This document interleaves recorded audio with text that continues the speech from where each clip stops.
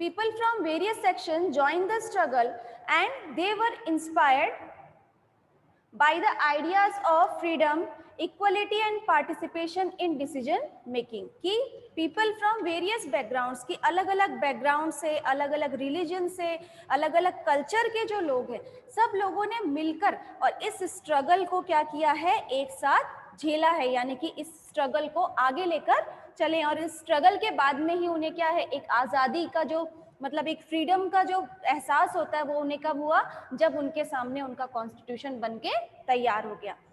They were inspired by the ideas of freedom, equality and participation. यानी कि अगर हम कहते हैं ना कई बार कि अगर जब तक हमें किसी चीज़ का, यानी कि अगर हम कोई प्रॉब्लम हमारे सामने नहीं आएगी तो हमें उस चीज़ का इम्पोर्टेंस का पता नहीं चलता है कि ये हमारे लिए कितना इम्पोर्टेंट है. तो इसी तरीके से अगर ये स्ट्रगल नहीं होता तो हमें आज़ादी का मतलब नहीं समझ में आता, इक्वलिटी का मतलब नहीं समझ में आता और पार्टिसिपेशन इन डिसीजन, यानी कि हमें इस स्ट्रगल से हमने क्या क्या सीखा. एक तो सीखा हमने फ्रीडम, फ्रीडम क्या होता है. दूसरा हमने सीखा इक्वलिटी क्या होती है, कि कभी भी भेदभाव नहीं होना चाहिए, हम सब क्या हैं, समान हैं, एक जैसे हैं. और तीसरी चीज हमने क्या सीखी है कि पार्टिसिपेशन इन मेकिंग लॉज. कि पार्टिसिपेशन इन मेकिंग लॉज का मतलब क्या है कि कोई भी डिसीजन, जो भी लॉज, जो भी रूल्स और रेगुलेशंस हमारे लिए बनाए जा रहे हैं उसमें हमारा बराबर का अधिकार है, हमारा हर तरीके से हमारा जो है वो इम्पोर्टेंस जो है वो यहाँ जरूरी है. तो पार्टिसिपेशन इन मेकिंग लॉज, कि कानून बनाने के लिए हमारी इम्पोर्टेंस क्या है उसके बारे में बताया गया है.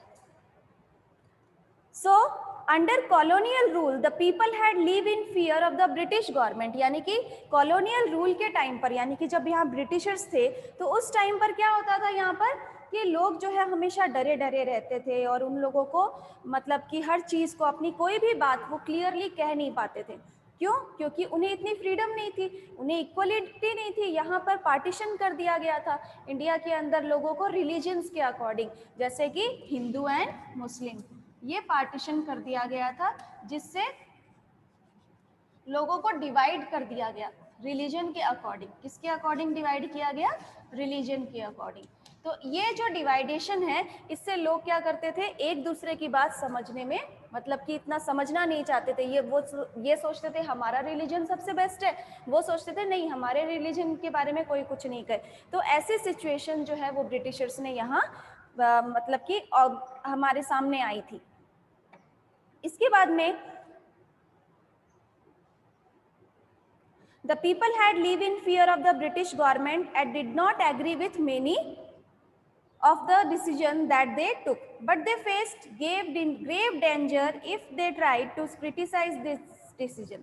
The freedom movement changed this situation.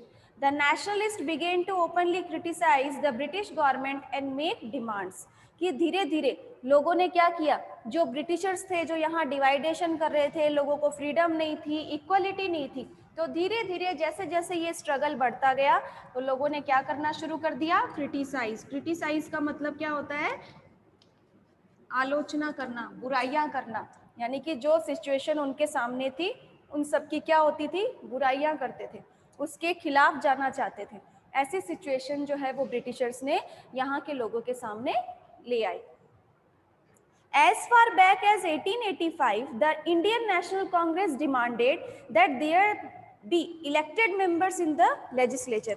कि जैसे जैसे 1885 में आज हम जो देख रहे हैं नेशनल कांग्रेस मूवमेंट, इसमें दिया गया है कि नेशनल कांग्रेस मूवमेंट जो आज हम कांग्रेस पार्टी देखते हैं ये कब फॉर्म हो गई थी, 1885 में. इसको आप अंडरलाइन कर लीजिए कि ये जो इंडियन नेशनल कांग्रेस मूवमेंट है, इंडियन नेशनल कांग्रेस मूवमेंट, जिसको आज आप जानते होंगे कांग्रेस, बीजेपी, ये जानते हो ना, तो उसी तरीके से ये जो कांग्रेस है ये कब फॉर्म हो गई थी, 1885 में. इसको आप अंडरलाइन कर लीजिए. और आपको अंडरलाइन करना है एज फार बैक से, as far back as 1885 the Indian National Congress demanded that there be elected members in the legislature. यानी कि कांग्रेस की क्या डिमांड थी कि पार्लियामेंट के अंदर जो लेजिस्लेचर है उसके अंदर कौन से मेंबर्स होने चाहिए, इलेक्टेड मेंबर्स होने चाहिए, इलेक्शन के द्वारा मेंबर्स यहाँ अपॉइंट होने चाहिए। With the right to discuss the budget and ask question, यानी कि जिसके पास क्या अधिकार होगा, क्या उसके पास फ्रीडम होगी कि वो एक तो बजट डिस्कस करे, कि यहाँ जो इलेक्टेड मेंबर्स होंगे वो क्या करेंगे, एक तो बजट डिस्कस किया जाएगा और दूसरा क्वेश्चंस, कि वो क्वेश्चन पूछ सके कि कोई भी जो प्रॉब्लम है, यानी कि जो भी लोग हैं, जो पूरी जनता है, जो यहाँ इंडिया की जितनी भी पॉपुलेशन है, ये पॉपुलेशन इस पर्सन, इस रिप्रेजेंटेटिव के थ्रू और किससे क्वेश्चन करेगा, सीधा पार्लियामेंट से। इस पार्लियामेंट से क्वेश्चन कौन कर सकता है, लोग, यानी कि ये हमारा रिप्रेजेंटेटिव हमारे कहने पर हमारी बातों को कहाँ तक लेकर जाता है, पार्लियामेंट तक लेकर जाता है। ठीक है, इतना आ गया आपको समझ में।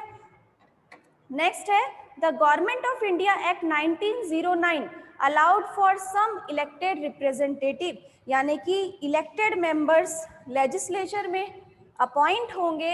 ये एक्ट कब लगाया गया, 1909 में। ये इंपॉर्टेंट एक्ट्स होते हैं जिनको हमें पढ़ना और सबसे ज़्यादा ज़रूरी उसको याद रखना ज़रूरी होता है। जैसे कि आपको 1885 का मैंने बताया था कि नेशनल कांग्रेस मूवमेंट सबसे पहले लागू किया गया, उसी तरीके से इंडियन एक्ट 1909, इसको भी आप अंडरलाइन कर लीजिए।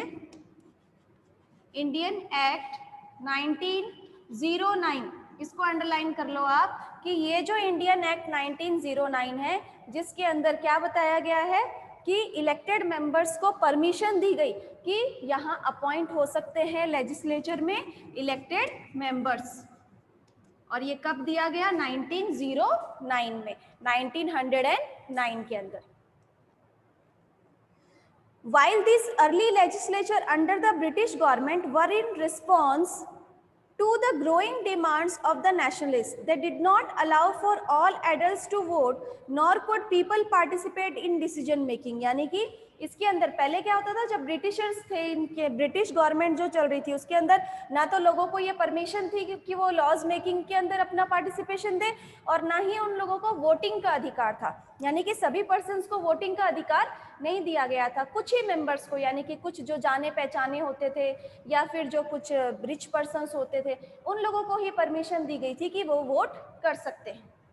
इसके बाद में the experience of colonial rule as well as the participation of different people in the struggle for freedom left little doubt in the minds of nationalist that all person in independent India would be able to participate in making decision.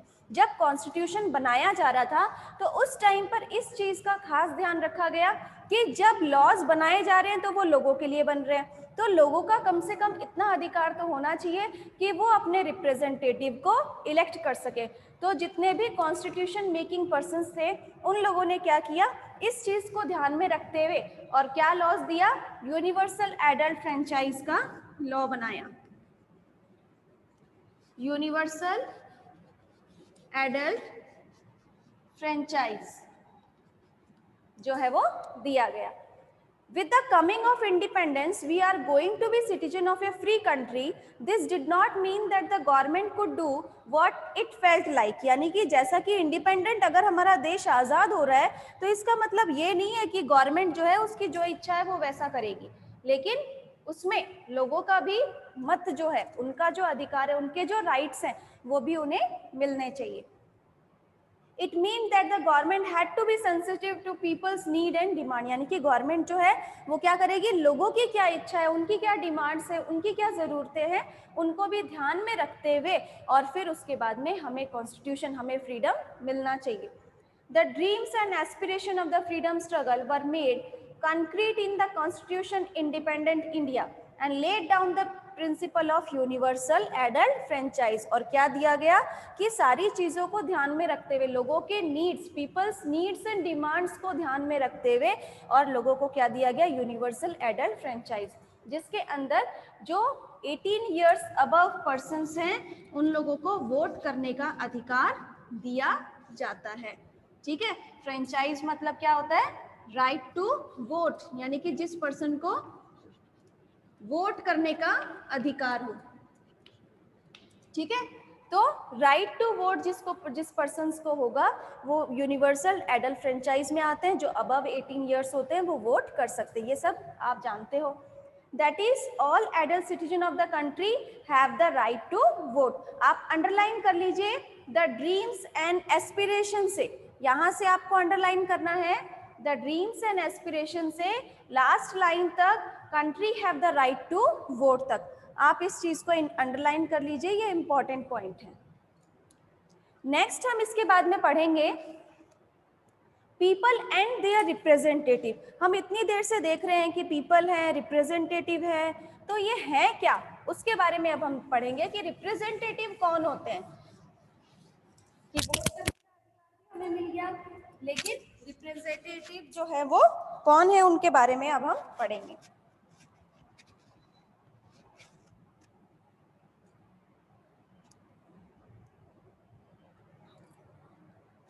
आवाज clear है ना बच्चों, कोई दिक्कत तो नहीं आ रही है?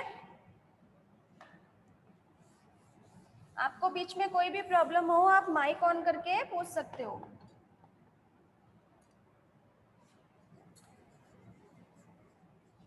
पीपल एंड देयर रिप्रेजेंटेटिव, कि रिप्रेजेंटेटिव कौन होते हैं।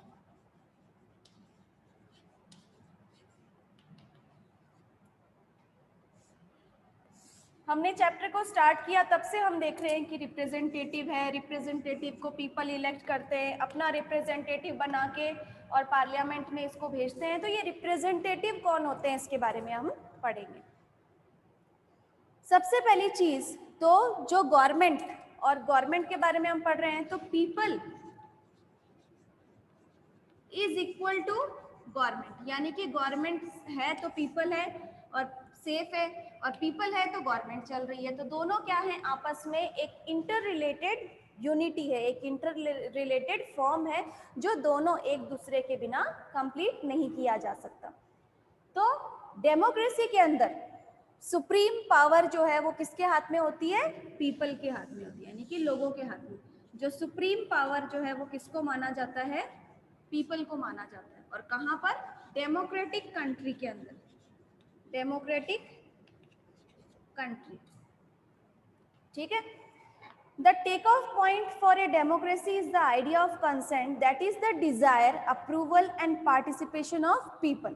यानी कि इस डेमोक्रेटिक कंट्री के अंदर लोगों के पास ये राइट्स है कि वो अपनी मर्जी से, यानी कि अपने वोटिंग के आधार पर अपने रिप्रेजेंटेटिव को अपॉइंट कर सकते हैं। वो उनकी इच्छा के ऊपर डिपेंड करता है कि वो किस पर्सन को अपॉइंट करते हैं।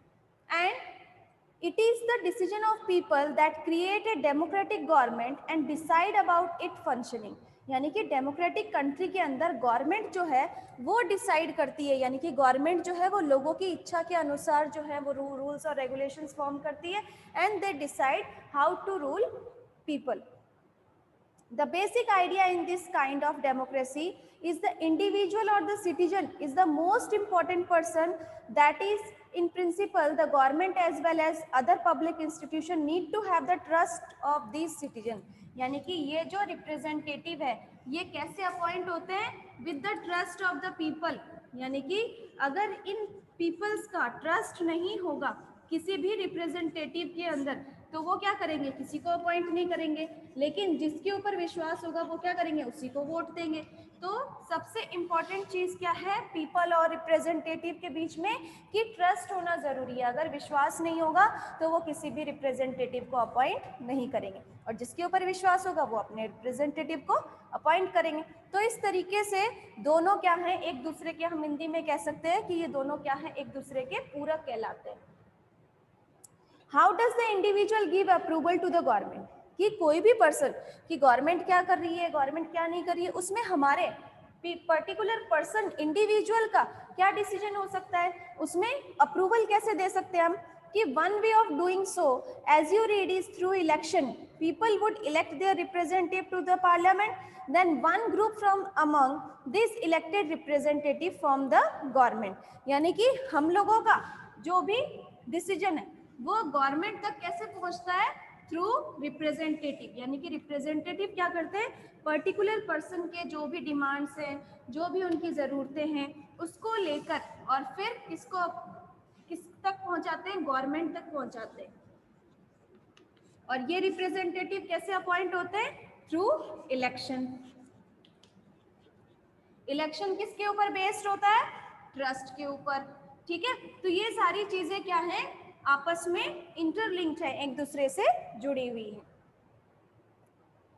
So, the parliament, which is made up of all representatives together, control and guides the government. In this sense, people, through their chosen representative from the government and also control it. यानी कि people क्या करते हैं? अपने चुने गए व्यक्तियों से गवर्नमेंट तक अपनी बात पहुंचाते हैं और उन्हें कंट्रोल करने का काम भी कौन करता है? ये रिप्रेजेंटेटिव करते हैं। ठीक है, तो अब आपको समझ में आ गया कि पीपल और रिप्रेजेंटेटिव कौन है? अच्छे से आ गया समझ में? ठीक है, तो नेक्स्ट हम पढ़ते हैं, take out page number 34, the role of the parliament. कि पार्लियामेंट का क्या रोल है? ठीक है, इसके बारे में आज हम पढ़ेंगे। Created after 1947, the Indian Parliament is an expression of the faith that the people of India have in principle of democracy। कि 1947 के बाद में जब इंडियन पार्लियामेंट जो है बनाया गया तो उसके अंदर क्या था? लोगों का विश्वास जुड़ा हुआ था। तो ये जो डेमोक्रेटिक कंट्री है वो किसके ऊपर बेस्ड होती है? ट्रस्ट ऑफ द पीपल, यानी कि लोगों के विश्वास के ऊपर ही एक डेमोक्रेटिक कंट्री जो है वो बेस्ड होती है। ठीक है, These are participation by people in the decision making process। और ये जो ट्रस्ट है वो क्या करता है? लोगों को, गवर्नमेंट को डिसीजन मेकिंग में सबसे ज़्यादा हेल्पफुल होता है। कि जब पता चलता है कि इतने लोग इस पर्सन को वोट कर रहे हैं तो वो किस लिए वोट किया जाता है? कुछ ज़रूरतों को पूरा करने के लिए, कि हाँ लोग जो हैं वो किस तरीके से अपनी डिमांड और अपनी नीड को पूरा कर सकते हैं। ठीक है, So, the parliament in our system has immense power because it is the representative of the people। कि पार्लियामेंट जो है वो सुप्रीम पावर क्यों माना जाता है? क्योंकि यहाँ पर जो पीपल्स हैं उन्हीं के द्वारा, उनके जो रिप्रेजेंटेटिव होते हैं वो इलेक्ट होते हैं पार्लियामेंट के अंदर, और इसी वजह से जो है वो गवर्नमेंट जो है वो रूल कर सकती है easily with the trust of the people. Election to the parliament are held in a similar manner as they are for the state legislature। यानी कि पार्लियामेंट के अंदर भी जो इलेक्शंस होते हैं वो भी सिमिलर मैनर, यानी कि सेम फॉर्म में, जैसा कि लेजिस्लेचर के अंदर हम लोगों के द्वारा चुने गए व्यक्ति अपॉइंट होते हैं, उसी तरीके से जो पार्लियामेंट है उसमें भी इलेक्शंस होते हैं और जिसके अंदर वो लोगों को अपॉइंट करते हैं।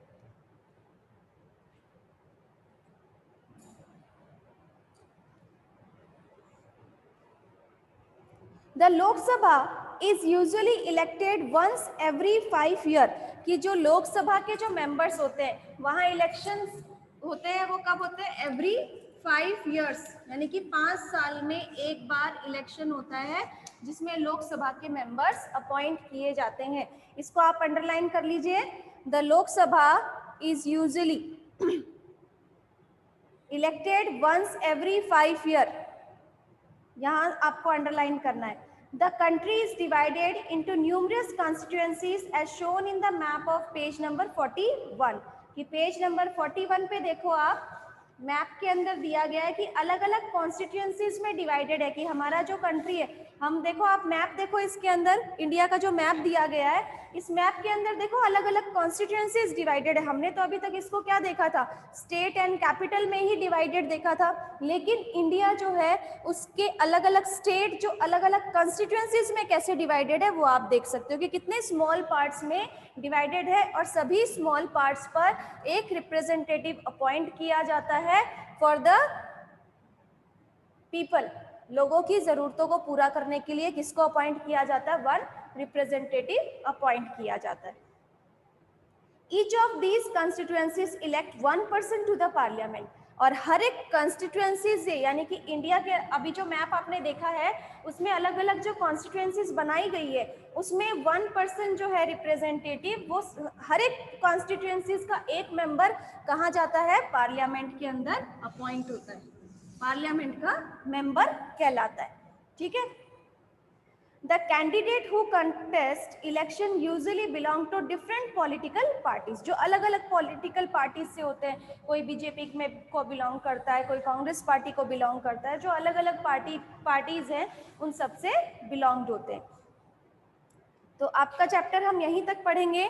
अब आपको कोई डाउट है तो आप मुझसे पूछ सकते हो अपना माइक ऑन करके कि आपको कहाँ क्या समझ में नहीं आया है, और या अभी भी जैसे इससे पहले तक जो चैप्टर मैंने करवाए थे वो आपके कंप्लीट हो गए होंगे, नोटबुक में आपने कर लिया होगा, किया है ना? क्या आपको किसी को कोई प्रॉब्लम है जो नहीं समझ में आया है कुछ? इस बुक के अंदर, इस चैप्टर के अंदर जो जो चीजें आपको अंडरलाइन की करवाई गई है उन सबको भी आपको पढ़ना है.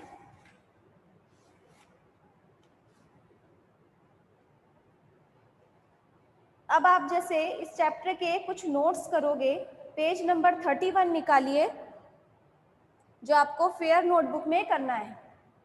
तो सबसे पहले इसके लिए आप क्या करोगे कि आज हमने जैसे 3 टॉपिक कंप्लीट किए हैं, तो व्हाई शुड पीपल डिसाइड, ये सबसे पहले आप हेडिंग डालोगे और इसका फर्स्ट पॉइंट लिखोगे पीपल फ्रॉम वेरियस बैकग्राउंड्स. आपको थर्ड लाइन में दिख रहा होगा पीपल फ्रॉम वेरियस बैकग्राउंड्स, ये आपका फर्स्ट पॉइंट है. People from various background join the struggle and they were inspired by the ideas of freedom से लेकर डिसीजन मेकिंग तक आपको अंडरलाइन करना है. ये आपका फर्स्ट पॉइंट हो गया. सेकेंड पॉइंट होगा हमारा एज फार बैक एज, ये लाइन है ना आपकी, एज फार बैक एज 1885 मिला आपको. यहां से आप अंडरलाइन करोगे लेजिस्लेचर तक, उसी के नीचे वाली लाइन में लेजिस्लेचर तक, ये आपका सेकेंड पॉइंट हुआ. ठीक है. इसके बाद में थर्ड पॉइंट है, उसी के नीचे देखो the government of India act 1909 allowed for some elected representative, allowed for some elected representation है. ठीक है, ये आपका थर्ड पॉइंट हो गया. नेक्स्ट है they did not allow, last second line देखो इस पैराग्राफ की नीचे से second line, they did not allow से लेकर डिसीजन मेकिंग तक, पैराग्राफ की जो लास्ट लाइन है डिसीजन मेकिंग. ठीक है. इसके बाद में जो सेकेंड पैराग्राफ है इसको आप सेकेंड लाइन से देखो, इन द स्ट्रगल फॉर फ्रीडम, यहां से लिखना है इन द स्ट्रगल से लेकर, और fifth line in making decision, in making decision. और इसके बाद में इसी में लास्ट देखो नीचे से fifth line the dreams and aspiration, the dreams and aspiration, यहां से लेकर लास्ट में राइट टू वोट. ये आपके 6 या 7 पॉइंट्स हो गए व्हाई शुड पीपल डिसाइड के. कि एक्सरसाइज में जो क्वेश्चन आंसर्स हैं वो क्या है, स्टोरी से रिलेटेड इस तरीके के होते हैं, लेकिन टॉपिक से रिलेटेड जो क्वेश्चन है वो हमें एक्सरसाइज से ही बनाने हैं. तो व्हाई शुड पीपल डिसाइड, इसके आप ये 6 या 7 पॉइंट्स बना सकते हो. फिर नेक्स्ट पेज पर देखो आप, page number 32, people and their representatives, ये हेडिंग डालोगे second, people and their representatives. इसमें fourth line the basic idea, fourth line the basic idea से लेकर trust of these citizens, trust of these citizens, यहां तक. ठीक है. इसके बाद में दूसरा क्वेश्चन देखो हमारा बनता है सेकेंड पैराग्राफ के अंदर, how does the individual give approval to the government. ये क्वेश्चन है, इसको आप लिखोगे. और सेकेंड लाइन से देखो people would elect their representative to the parliament, then one group from among these elected representative forms the government. ठीक है. तो ये आपके क्वेश्चन हो गए जो आपको अपनी फेयर नोटबुक में करने हैं। सेकंड चैप्टर के क्वेश्चन आंसर्स मैं आज आपको सेंड कर दूंगी। तो कंप्लीट करने के बाद में मंडे को आपको अपनी नोटबुक सबमिट करानी है चेक करने के लिए, ठीक है। अब कोई प्रॉब्लम है आपको, आप अपना माइक ऑन करके बता सकते हो।